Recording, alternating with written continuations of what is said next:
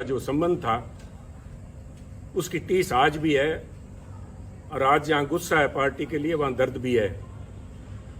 और उदयपुर में जो कुछ हो रहा है उसको देख के पार्टी पे तरस भी आ रहा है। आज यहां पे मैं कुछ बातें कांग्रेस के शीर्ष नेतृत्व से साझी करने के लिए आया हूं, अपने दिल की बात कहने के लिए आया हूं। और जो मेरे दिल की बात है, मैं समझता हूं यही बात बहुत से लाखों करोड़ों कांग्रेस के कार्यकर्ताओं के दिल की बात है, जो शायद उस चिंतन शिविर में रखी ना जा सके, क्योंकि जमावड़ा वहां बड़े शीर्ष नेताओं का है।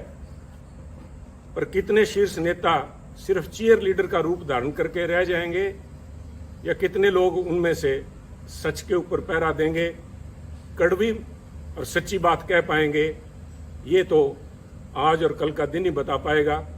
परंतु 50 साल जिस पार्टी में खून पसीना बहाया, जिसके साथ अच्छे बुरे समय में साथ रहे, उसके प्रति मेरा भी जाते जाते एक दायित्व बनता है। I would call it my parting gift to Congress party.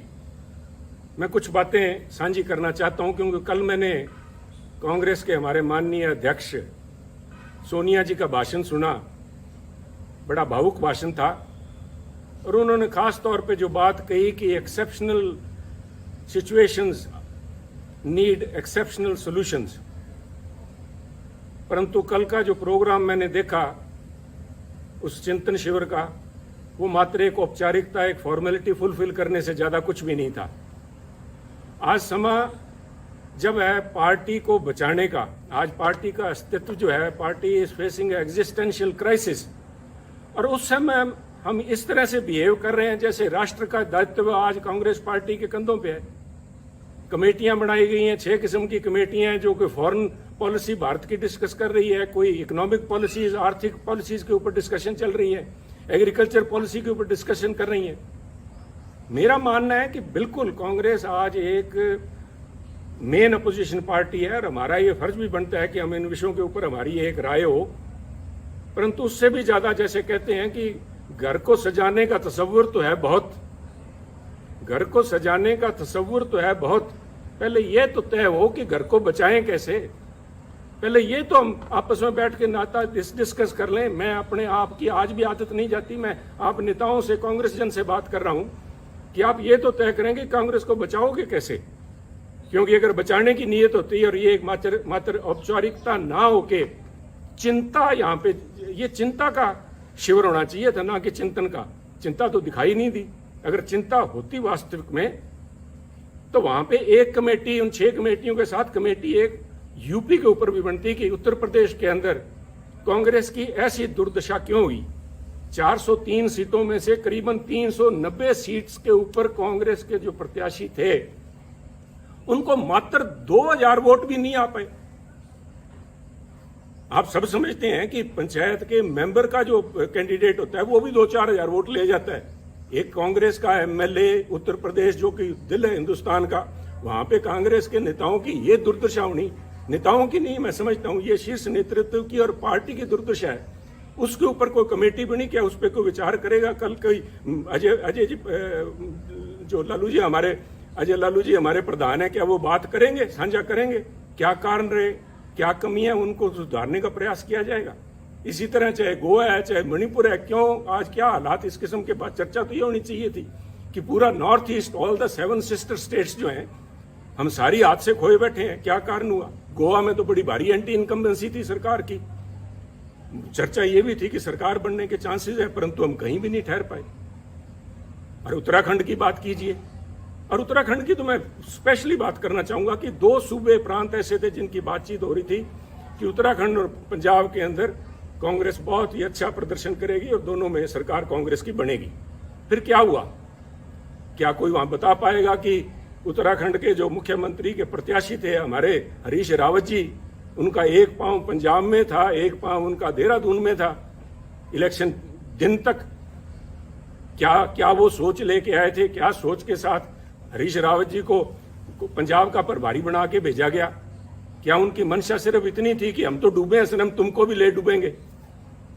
खुद तो उनकी जो दुर्दशा हुई, और मैं इसमें कहने में संकोच नहीं करूंगा, मैं पहले भी कह चुका हूं और आज फिर कह रहा हूं, अगर हरीश रावत जी आ रहे हैं तो I call it divine justice, he deserved it.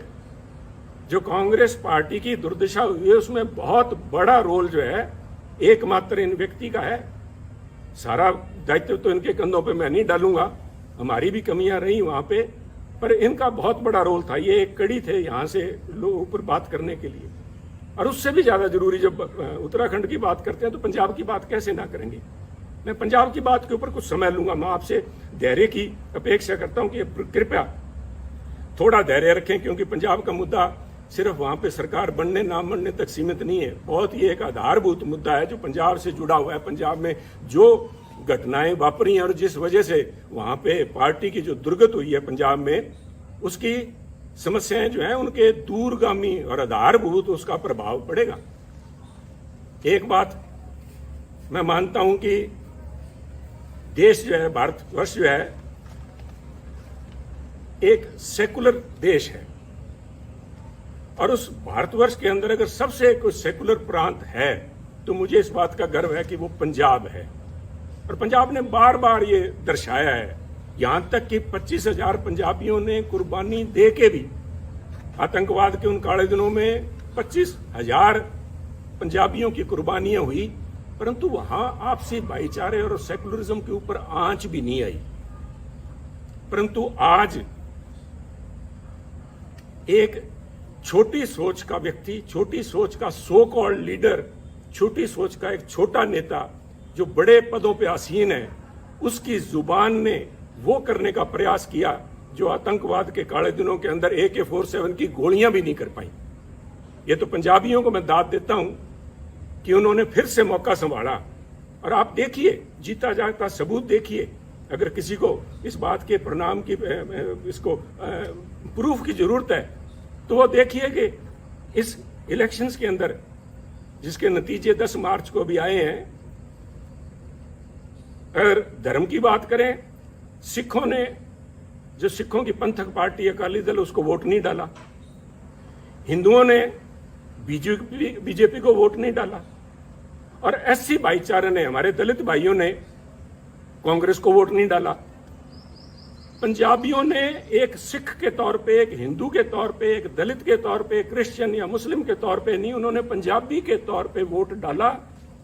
और इस सारे आडंबर को ढा के उन्होंने एक आस और उम्मीद को वोट डाला, एक रंगले पंजाब की आस, एक बेहतर फ्यूचर, बेहतर भविष्य की आस में उन्होंने वोट डाला।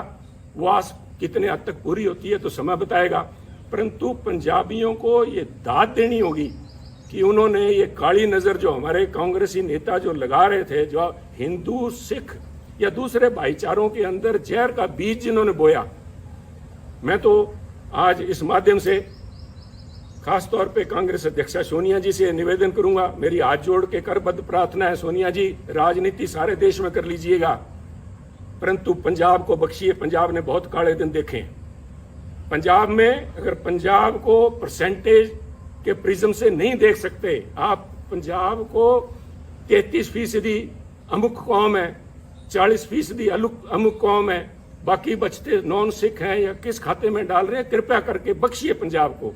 पंजाब एक है। ये जो बात जिन लोगों ने, आपके जो नेता, आपकी सलाहकार है, मैं नाम भी लूंगा क्योंकि आज वो उन्हीं के चलते सारा बखेड़ा खड़ा हुआ है कि आज मेरे को इस चैनल पे के माध्यम से आपसे बात करने की जरूरत पड़ रही है। अंबिका सोनी जी के एक जबान ने, मैं समझता हूं, ना सिर्फ कांग्रेस को, तो कांग्रेस का तो बंटा उन्होंने बेड़ा डुबाया, परंतु उन्होंने पंजाब के माथे पे कलंक लगाया, सिखों के माथे पे कलंक लगाया, सिक्खी के माथे पे कलंक लगाया। उन्होंने हिंदुओं को बदनाम किया, हिंदुओं को निरादर किया। क्या ऐसे नेता का कांग्रेस में बने रहने का कोई हक है, कोई औचित्य है? अगर औचित्य है तो मैं आपसे निवेदन करूंगा कि आज के समागम के अंदर, जब उदयपुर में वो बैठी हैं और आपके साथ मंच पे बराबर बैठी हैं, तो उनसे निवेदन करें कि उठ के वो बताएं कि Punjab, what is Sikhism, Sikhism है क्या जिसको उन्होंने इतना बड़ा दोष लगा दिया। This is nothing. उनका ये बयान कि पंजाब के अंदर अगर हिंदू मुख्यमंत्री बनता है तो पंजाब में आग लग जाएगी, इसका मायना ये हुआ कि जो सारे सिख हैं, सारे पंजाबी भाईचारा है, वो हिंदुओं के खिलाफ डांगे लेके घूम रहा है।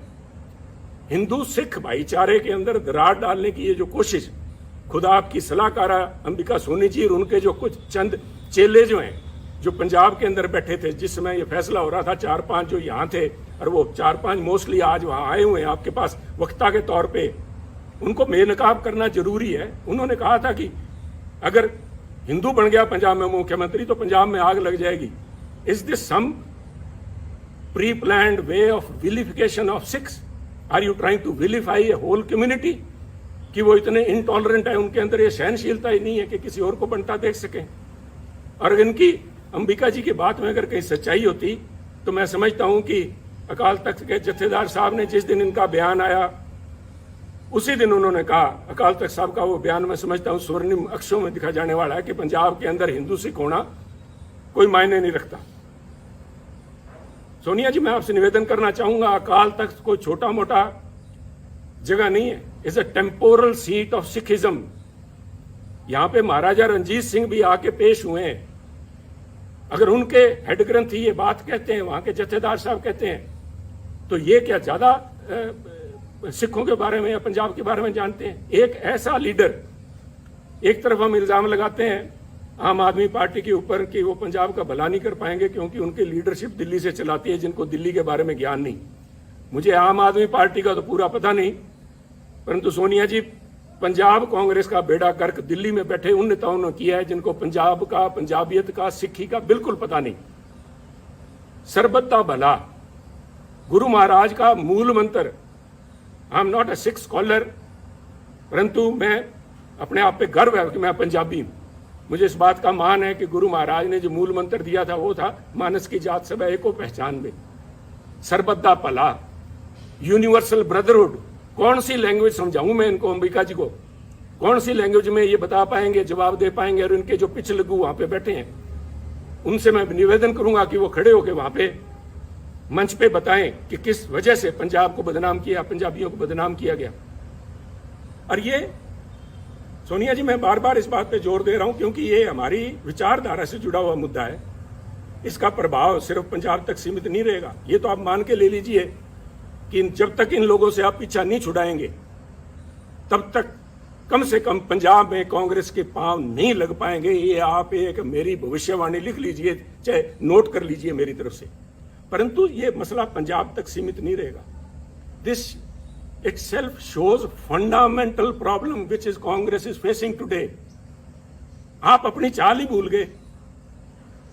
आप अपने आप को, आप पे इल्जाम लगते हैं कांग्रेस पार्टी के ऊपर सूडो सेकुलरिज्म के, कभी सॉफ्ट हिंदुत्व के, और कभी इस किस्म के बयान आ जाते हैं जिनको कुछ लोग कहेंगे मेजोरिटेरियन एक्सट्रीम लिए बैठे हैं आप। इन बातों का आपके ऊपर जो प्रभाव पड़ेगा वो मैं समझता हूं। आप इन सारे जो इल्जाम लगते हैं आप इनको तस्दीक कर रहे हैं। ये लोग आपके पास मंच पे बैठे हैं, यू आर विटिंगली और अनविटिंगली एंडोर्सिंग देयर व्यू। ये कौन, मेरा गुनाह क्या था? जब ये अंबिका जी का बयान आया, इनके चेलों का बयान आया कि पंजाब में अगर हिंदू मुख्यमंत्री बनता है आग लग जाएगी, तो मैंने कहा ये सोच कांग्रेस की सोच नहीं है। ये सोच किसी एक, आई सेड ए पेटी person, a small-minded person occupying high positions, and I meant your advisor, Ambika ji. Let me be honest with you. मेरे को फांसी लगानी है, लगाइए आप। मैं आज यहाँ सफाइयाँ देने के लिए नहीं आया आपके पास में। मैं तो आपको एक राय देने के लिए आया हूँ जो पंजाब की भावना आपके सामने रखना चाहता हूँ। अगर इन लोगों को आज आप भी अपने साथ बिठाए बैठे हैं पंजाब में, आप भूल जाइए पंजाब के बारे में। इनको ना सिर्फ सिख, ना सिर्फ हिंदू, बल्कि पंजाब का एक एक बच्चा इनको कोसेगा और इनको ये परिणाम भुगतने पड़ेंगे, अंबिका जी को और इनके इन चेलों को, जिन्होंने यहाँ पे पंजाब कांग्रेस भवन में या होटल के कमरों में जाके अजय माकन जी को या हरीश रावत और उनको हरीश बाइतू को जाके जो कहा था, इसका देना आपको देना पड़ेगा। परंतु आज अगर आप भी नहीं समझते, पंजाब के लोगों ने आपको जो कुछ दिखाया है उसके बाद भी अगर नहीं समझे, और आप आज भी, जैसे मैं समझता हूं it was a poor attempt to portray Congress as BSP in Punjab. आपने निर्णय, राहुल जी ने लिया, बड़ा अच्छा निर्णय था, सबसे पहले स्वागत मैंने किया था, that he has broken a glass ceiling. पर जिस तरीके से उसको प्रस्तुत किया गया तो लोगों ने कहा कि अगर हमने जात पात और जाति के आधार पर वोट डालना है तो हम नकली बीएसपी को वोट क्यों डालें, असली बीएसपी को क्यों नहीं डाल देते। और वही मसला आपके साथ, चाहे आप जब सॉफ्ट हिंदुत्व की बात करते हैं, लोग कहेंगे अगर वोट ही धर्म के नाम पे डालना है तो बीजेपी को क्यों ना डालें, ये नकली बीजेपी को क्यों डालें। तो आप अपनी अपने वजूद पे रहिए। Don't don't this drift of your intellectual, you are losing the moorings, intellectual moorings. यही तो आपके पास सारा कुछ था। इसी विचारधारा के साथ तो लोग हमारे जैसे जुड़े थे। और आप में और दूसरों में फर्क क्या है, इसका कौन जवाब देगा? ये जवाब तो आपको ढूंढने पड़ेंगे। इसके लिए किसी सलाहकार की जरूरत नहीं पड़ेगी। इसके साथ ही पंजाब की जब मैं बात करूंगा, मैं नहीं चाहता था कि मैं अपनी बात करूं। मैं यहां सफाई, फिर से कह रहा हूं, मैं सफाई देने के लिए यहां नहीं आया। मैं अपने एक एक शब्द के ऊपर आज कायम हूं। मैंने जब आपको कहा था कि ये जो दिल्ली के अंदर आपके पास लोग बैठे हैं, आपको आंखें दिखा के और बाहर जाके कहते हैं समझौता हमसे करने का प्रयास करिए कांग्रेस अध्यक्षा, उन्होंने ना सिर्फ आपकी पद की गरिमा को ठेस लगाई बल्कि कांग्रेस की सोच को भी ठेस लगाई। मैं आज भी उस बात पे पहरा देता हूं। परंतु मैं इसलिए कह रहा हूं कि मुद्दा मुझे नोटिस दिया गया, सो कॉल्ड नोटिस, वो तो हमको कहें काफिर, ये अल्लाह की मर्जी है। कमाल होगी साहब। मैं तो आपसे ये पूछना चाहता हूं, सोनिया जी शायद आपको मालूम नहीं था, मैं देखिए इतनी बड़ी संस्था है, आपके पास कितने ही पूर्व या एक्टिंग कांग्रेस प्रधान सूबों के रहे होंगे, शायद आपको नहीं पता था कि सुनील के पास कोई भी पद नहीं है। जब आपने सुनील के खिलाफ एक फरमान जारी किया कि सुनील को पार्टी के सभी पदों से निलंबित किया जाता है, मेरे पास पद था कौन सा साहब? मेरे पास तो एक विचारधारा है, वो आज भी मेरे पास है। मैं अपनी बात पे आज भी खड़ा हूं। आप कहीं बदल गए होंगे, आपकी सोच बदल गई होगी। सुनील तो जाखड़ तो जहां खड़ा था वहीं खड़ा। ये हमारी कमजोरी है, यही हमारी स्ट्रेंथ है। हम तो जहां हैं वहीं खड़े हैं। परंतु जिन्होंने, वो कहते हैं कि आपने संबंध विच्छेद नहीं किया सुनील जाखड़ से, आपने दिल तोड़ा है। दिल भी तोड़ा तो तूने सलीके से न तोड़ा, बेवफाई के भी कुछ आदाब होते हैं। नोटिस दे रहे हो सुनील जाखड़ को। 50 साल 3 पीढ़ियों का संबंध है। मुझसे बात करने में किसी को शर्म आ रही थी? ये मैं सारे जवाब आपको दे सकता था, परंतु मैं आज जवाब देने के लिए नहीं आया। मैं जो बात देने का आपसे कहने के लिए आया हूं, जिस, क्या कहूं मैं, मजाक कहूं या इसके ऊपर तरस आता है मुझे, मुझसे आपने मुझे नोटिस दिलाया, कि ऐसे व्यक्ति से नोटिस दिलाया, और इस बात के लिए नोटिस दिलाया कि मैंने आपकी सलाहकारा के खिलाफ अपशब्द बोले हैं। चलो, मैंने तो आपकी सलाहकार अंबिका जी के खिलाफ जो कुछ बोला ना बोला, पर नोटिस इससे दिलाया आपने। तारिक अनवर जी एक बड़े सुलझे हुए परिपक्व नेता हैं। उनका तो आपको ध्यान होगा कि वो 1999 में, आज से करीबन 20 साल से ज्यादा पहले, कांग्रेस छोड़ के चले गए थे। आपको ये भी पता होगा कि वो क्यों छोड़ के गए थे। वो ये कह के छोड़ के गए थे कि सोनिया गांधी एक विदेशी महिला है, और विदेशी महिला अगर इंडियन नेशनल कांग्रेस की अध्यक्षा बनती हैं तो मैं उसे कदापि सहन नहीं कर सकता। और यही तारिक अनवर साहब, संगवा साहब और पवार साहब के जाके इन्होंने सरकार, अपनी पार्टी बनाई थी। आप भूल गए क्या? कोई आपको बताने वाली, ये सलाहकार आपकी बताने वाली थी नहीं क्या? और ये क्या बताएंगी साहब? वो कहते नहीं, यहां तो हर शाख पे उल्लू बैठा है। इन श्रीमती जी की, अंबिका सोनी जी की बताऊं मैं आपको। आप उनसे, हमें जिसके ऊपर मैंने इल्जाम लगाए, मैं आपके माध्यम से, सोनिया जी, मैं आपको, क्योंकि आप बड़े हैं, आप अध्यक्ष हैं, आपके माध्यम से एक स्पीकर के तौर पे मैं आपके माध्यम से कांग्रेस जनों से बात कर रहा हूं कि जिस व्यक्ति पे मैंने आरोप लगाए हो, क्या वो मेरे खिलाफ अनुशासन कमेटी में बैठ सकती है जज बन के? कहते वही कातिल, वही शाहिद और वही मुंसिफ ठहरे। वही कातिल, वही शाहिद और वही मुंसिफ ठहरे। ऐ खुदा, मैं अपने कत्ल का दावा करूं किस पे? मैं किसको जाके कहूं ये बात? ये मेरे पे फैसला करेगी। 1977 में कहां थी जब इमरजेंसी के बाद सोनिया जी परछाया छोड़ गया था कांग्रेसियों का? जो लोग थे, इन किस्म के जो वक्ती लोग थे, these are fair weather friends, they are fair weather warriors. Indira ji की चहेती थी ये, संजय जी के साथ ही मिलकर काम करती थी, इसलिए इंदिरा जी का इनके तरफ बड़ा मान सत्कार था। और उस मान सत्कार का नतीजा इसी अंबिका सोनी जी ने यह दिया कि 1977 में जब उनको अपने साथियों की जरूरत थी, तो अंबिका जी सबसे पहले उस डूबते जहाज से छलांग मार के गई थी। जहाज से डूबने वालों को क्या कहते हैं मैं नहीं इस चक्कर में पड़ूंगा। और ना सिर्फ छलांग लगा के गई, ना सिर्फ उन्होंने यहां से कांग्रेस उर्स से चंडीगढ़ से इलेक्शन लड़ा जगन्नाथ कौशल जी के खिलाफ, कांग्रेस के प्रत्याशी के खिलाफ। इन्होंने मेरठ में जाके 84 में, फिर महसीना को दुबई जी बैठी होंगी, मैंने देखा नहीं कल प्रोग्राम में उनको। मैं अल्लाह ताला से यही दुआ करता हूं कि उनकी सेहत कायम रहे, वो यहां हो। उनसे पूछिएगा कि इन अंबिका सोनी जी ने इंदिरा जी के खिलाफ क्या क्या अभद्र भाषा इस्तेमाल की थी। आप बड़े दिल के नेता हैं राहुल जी, और आप भूल जाएंगे सोनिया जी, हम नहीं भूलते। हम तो गांठ बांध के बैठे हैं, और ऐसे लोगों को बेनकाब करना पड़ेगा। जब मैं ये बातें कर रहा हूं, जो मेरा ये किस्सा है, this is a case study in itself, the way Punjab issue has been handled from the very beginning. छोड़िए सुनील को उतारा गया जुलाई 2021 के अंदर ये कह के कि सुनील जाखड़ मुख्यमंत्री कैप्टन अमरिंदर सिंह जी के साथ मिलकर काम करता, उनका बहुत नजदीकी है, मिले हुए दोनों। नए कांग्रेस प्रधान को बनाया गया, और उसके बाद जुलाई 21 को नए कांग्रेस के प्रधान नवजोत सिंह सिद्धू जी बनते हैं, और उसके बाद 6 महीने तक सारी एआईसीसी, सारी कांग्रेस इसी बात को लगी रही कि पहले मुख्यमंत्री कैप्टन अमरिंदर सिंह जी, उसके बाद में चरणजीत चन्नी, इन दोनों को आपस में कैसे इकट्ठा बिठाया जाए, कैसे पीसीसी प्रधान और मुख्यमंत्री मिलकर काम करें। व्हाट वाज इट, क्या था ये? क्या आप इसी एक बात पे, किसी एक बात पे खड़े हैं क्या? कोई स्टैंड है पार्टी का? और ये जो डिस्टेबलाइज करने की प्रयास किया गया, मैं जिनकी बात कर रहा हूं, डिवाइन जस्टिस की, रावत साहब को भेजा इसलिए गया था कि कैप्टन अमरिंदर सिंह व सिटिंग प्रिटी, उनको डिस्टेबलाइज किया जाए। सोनिया जी, डिस्टेबलाइज तो विरोधी पार्टियां करती हैं, आप तो you are the parent party. Congress high command वहां पे बैठी, आप पंजाब में क्या डिस्टेबलाइज करवाना चाहते थे? Control destabilisation. और इसका रेमिफिकेशन देखिए, आज नोटिस आया कुछ दिन पहले, मेरे को नोटिस देने के बाद में एक नोटिस नवजोत सिंह सिद्धू जी को भी दिया गया। मेरे बहुत से डिफरेंसेस हैं नवजोत सिंह सिद्धू जी से, परंतु मैं इन प्रिंसिपल बात करना चाहता हूं, क्योंकि ये बातें आज के इस चिंतन शिविर में होनी चाहिए कि उनको किस बात के लिए नोटिस दिया गया कि वो अपनी सरकार के खिलाफ बोलते थे, वो कैप्टन अमरिंदर सिंह जी के खिलाफ बोलते थे, उन्होंने चरणजीत चन्नी के खिलाफ बोला, उनको नोटिस दिया गया।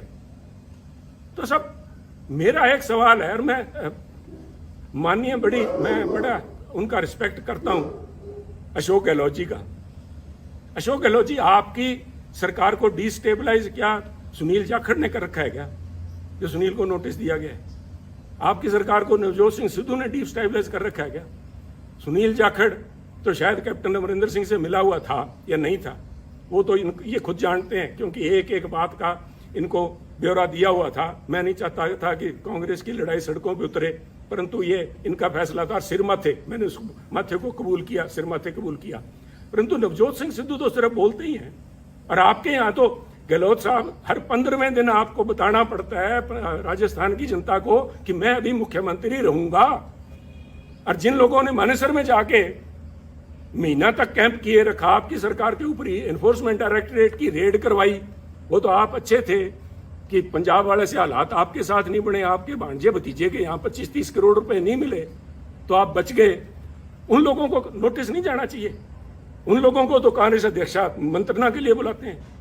तो क्या एक संदेश दे रहे हैं? एक मन बनाना पड़ेगा, क्योंकि अगर सुनील ने खता की है और सुनील की वजह से अगर पंजाब में सरकार नहीं बन पाई, और जैसे कि आपके हरीश बायतू जी कह रहे हैं कि सुनील की वजह से, सुनील के बयानों की वजह से आसपास वाली स्टेट्स के अंदर भी कांग्रेस को नुकसान हुआ है, तो फिर सुनील को निकाला क्यों नहीं? मैं ये पूछना चाहता हूं। अगर आपने फैसला ले लिया, सुनील ने गलत किया, तो सुनील को निकाल के बाहर करो। एक संदेश जाना चाहिए। मेरा कहने के बाद आप फैसला लीजिए, आपको फैसला करना पड़ेगा। मेरा मानना है ये जो कुछ भी हो रहा है, ये चंद चापलूस लोग जिन्होंने घेर रखा है, वो सिर्फ चापलूस ही नहीं है। मैं मर्यादा से बाहर नहीं जाना चाहता, परंतु पहले इल्जाम लगा करते थे कि कांग्रेस के अंदर, कांग्रेस के हर समय हर सरकार के अंदर एक कोटरी होती है, जिसे किचन कैबिनेट कह लो या कोई उनकी कोटरी, उनके विश्वास पात्र हैं जो अपनी नजदीकों का फायदा उठाते हैं। परंतु मैं कांग्रेस साथियों को बताना चाहता हूं, over a period of time, क्योंकि मैंने जो 20 साल के मेरे एक्टिव पॉलिटिक्स में देखा है, ये जो कोटरी थी, ये जो ग्रुप थे, ये गिरोह का रूप धारण कर चुके हैं। और मैं बड़ी गंभीरता से और बड़ी जिम्मेवारी से कह रहा हूं, गिरोह का शब्द मैंने इस्तेमाल किया है। ये जो बना के भेजे जाते हैं यहाँ पे, हमारे इंचार्जेस बना के भेजे जाते हैं, इतिहास गवाह है पंजाब का, मैं राजस्थान का या हरियाणा का तो बोल नहीं सकता, मैं पंजाब की बात करूंगा। जनार्दन द्विवेदी जी शायद आए हुए हैं। जनार्दन द्विवेदी से पहले या बाद में, एक शकील अहमद साहब को छोड़ दीजिए, चाहे वो चाणक्य थे, चाहे वो आशा कुमारी जी थी, चाहे रावत जी थे, और चाहे हमारे हरीश बायतू जी थे, ये सारे के सारे एक ही आका के जाके पैरों में हाथ लगाते हैं। वो हमारे पंजाब की आंटी बैठी है वहां पे, इन सारों को उनका वृद्ध उनका जो हस्त था उनके ऊपर था। और इन लोगों ने इल्जाम बहुत लगे हैं। मैं डिम्पा जी को मैंने कल बैठे देखा, आपके बगल में बैठे थे सोनिया जी, पिछली रो में आपके, उन्होंने एक बयान दिया, उन्होंने पूरे बाड़मेर के माथे पे कलंक लगाया। मैं समझता हूं उनको बाड़मेर का नाम नहीं लेना चाहिए था, उनको व्यक्ति विशेष का कहना चाहिए था, परंतु मुझे पता है कि वो नहीं बोलेंगे, ना ही उनके खिलाफ कार्रवाई होगी। क्योंकि मैं देखिए यहाँ बैठ के राय देनी बहुत आसान है। मैं समझता हूँ कि पार्टी को चलाने के लिए बहुत सी आपकी मजबूरियाँ होती हैं, मजबूरियाँ हैं भी, चलाने के लिए बहुत अकोमोडेट भी करना पड़ता है। अकोमोडेट कीजिए। मैं नहीं कह रहा कि आप जसवीर सिंह डिम्पा जी की, जिन्होंने कहा था कि बाड़मेर का ठग्गा था या बाड़मेर का डाकू कहा था, मुझे याद नहीं, उन पे एक्शन ना लीजिए। मैं नहीं चाहता कि आपकी संख्या, एमपीज की संख्या घटे, परंतु मैं इतना जरूर चाहूंगा कि एक कमेटी तो बनाई जाए कि क्या हुआ। These so called incharges, AICC incharge of Punjab Congress have not been less than, वो अमेरिकन एक फ्रेज बनी हुई, कारपेट बैगर्स। वो बेसिकली ग्लोरीफाइड ठग थे, जिन्होंने अमेरिका में जाके, जो उन दिनों में सिविल वॉर के बाद लूट खसोट जो हुई है, इस किस्म का यहां पंजाब के अंदर माहौल रहा है।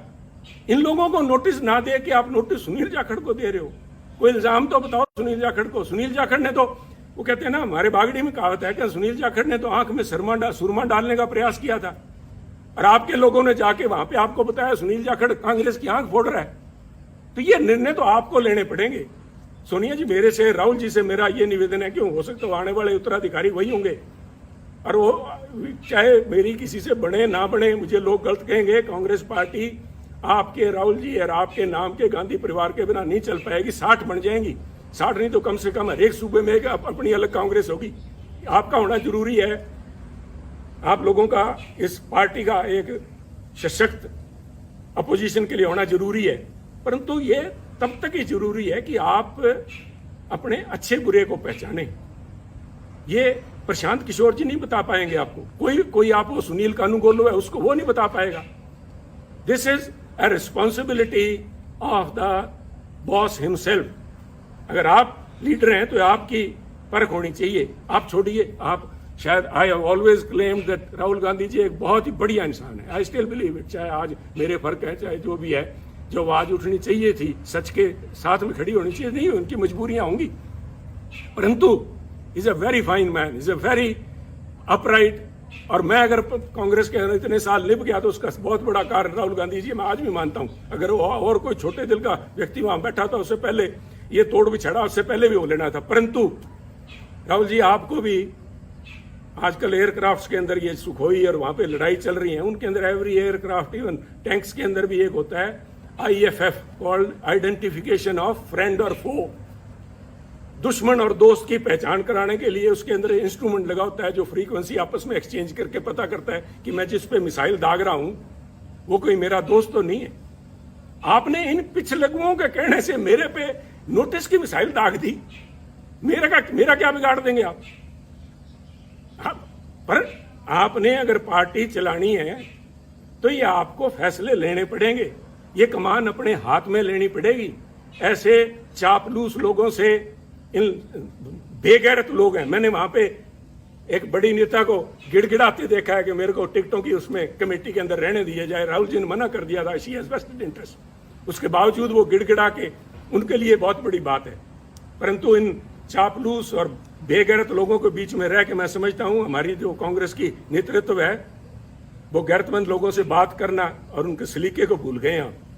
परंतु ये आपको मुबारक हो, ये चापलूस आपको मुबारक हो। एक आखिरी बात कहना चाहूंगा, फैसला लीजिए। फैसले आपने लिए हैं, अच्छे लिए हैं, बुरे लिए हैं, समय बताएगा, फैसले तो लिए हैं।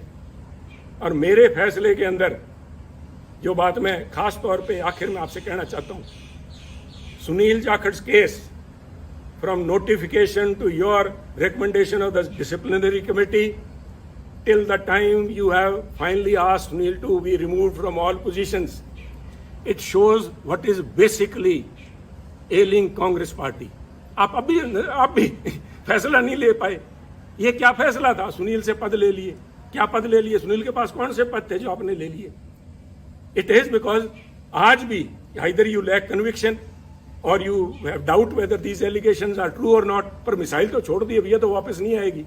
आपने तो मिसाइल दाग दी. सुनील का तो आपने कर दिया कुंडा. सुनील की गैरत, सुनील का ऑनर उसके लिए बहुत बड़ी बात है. और जिस दिन आपने नोटिस भेज दिया, मेरा तो आपसे उसी दिन संबंध विच्छेद हो गया. परंतु 50 साल आड़े आते हैं बीच में, इसलिए मैं आपसे संबोधित हूं कि ये कमान अपने हाथ में लीजिए. दोस्त और दुश्मन को पहचानिए. दोस्त दुश्मन नहीं पहचान सकते, कम से कम एसेट और लायबिलिटी तो पहचान लीजिए. एसेट कौन है, लायबिलिटी कौन है? ये लोग आपको कहेंगे कि पंजाब में हमने एक नेशनल एसेट क्रिएट किया. अगर वो एसेट है तो उस एसेट को क्यों नहीं पंजाब कांग्रेस का प्रधान बनाया? क्यों नहीं उसको यूपी में ले गए? हमारे यहाँ तो 17 फरवरी को पंजाब के अंदर इलेक्शन कैंपेन खत्म हो गया था. अगर आपने वाकई जात पात के नाम पे वोट मांगने का ठान ही लिया था पंजाब में, तो यूपी में क्यों नहीं लेके गए मायावती जी को काउंटर कराने के लिए? या already has become an embarrassment. ये फैसले आपको लेने होंगे. और उसके लिए मैं आपका ध्यान, राहुल जी, लेके जाना चाहूंगा पानीपत की पहली लड़ाई बाबर की तरफ. बाबर ने पहली दफा हाथी देखे जब वो पानीपत आया, और एक हाथी को मंगवा के उसने सवारी करने की इच्छा जताई. तो हाथी उनके सामने पेश जब किया गया बाबर के सामने, और हाथी के ऊपर बैठा जब बाबर, तो उसने बैठ के अपने सेनापति से कहा, इसके जानवर की लगाम मुझे थमाओ. तो उन्होंने कहा, जनाब हाथी की लगाम नहीं होती. तो उसका सवाल था निश्चित तौर से कि तो फिर ये चलाऊंगा कैसे? कहते जी, इसकी जो लगाम है, जो इसका जो अंकुश है, वो सामने जो बैठा है, वो जो अंबिका सोनी तायब बैठे हैं या कोई तारिक अनवर बैठा है, उनके हाथ में अंकुश वो है. अंकुश है जो प्रौढ़ जिसको बोलते हैं, वो है. तो बाबर ने तब कहा था कि इसको हाथी को बिठाओ और मेरे को नीचे उतारो. तो उन्होंने कहा, क्या बात होगी महाराज? तो उन्होंने कहा, मैं उस चीज की सवारी कभी नहीं करूंगा जिस चीज की लगाम, जिस जानवर की लगाम मेरे हाथ में ना हो, जिस संस्था की लगाम मेरे हाथ में ना हो.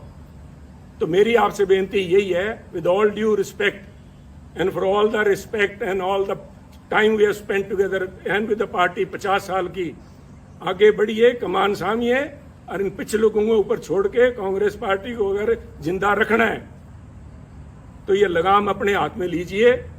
वरना इस किस्म के जो चिंतन शिविर हैं, इसी प्रशांत किशोर ने आपको कहा था, यूपी में आपको लेके गए थे, कैंपेन का नाम था खाट पे चर्चा. आज कांग्रेस पार्टी खटिया पे नजर आ रही है. अगर आज समय रहते नहीं संभले, वक्त की फिक्र करना दा क़यामत आने वाली है, तेरा जिक्र भी ना होगा दास्तानों में. तो इसलिए शुभकामनाओं के साथ, चाहे आज मैं समझता हूं कि this is my parting gift, my last words spoken to the congressman, but मैं इस विश्वास के साथ कह रहा हूं कि कोई ना कोई, मैंने आज भड़ास निकालने के लिए नहीं, आप में कमियां निकालने के लिए नहीं, उन बातों को उजागर किया है जिनके ऊपर चिंतन भी नहीं, चिंता करने का विषय है. आज आपका भी इम्तिहान है. और वो जो 450 सो कॉल्ड सीनियर लीडरशिप बैठी है, आज मैं देखना चाहूंगा कि कितने लोग खड़े होकर सच्चाई पे पहरा देते हैं. कितने लोग खड़े होकर कहेंगे कि वो 5-4 जो पंजाब वाले आए हुए हैं जिन्होंने आग लगाने की बात की थी, उनको बाहर निकाला जाए हॉल से. उनको तो आपने स्पीकर बना रखा है. वो तो आज यहाँ पे आपके वर्कर्स को एड्रेस करेंगे, और जिनकी वो मुखिया हैं उनको मंच पे मठा सीन है. तो आप देखिए, ये आप जाने. मैं एक दफा फिर से, मैंने पहले भी जिस दिन नोटिस आया था उस दिन कहा था, good luck to Congress party, and today I again say good luck and goodbye Congress. जय हिंद.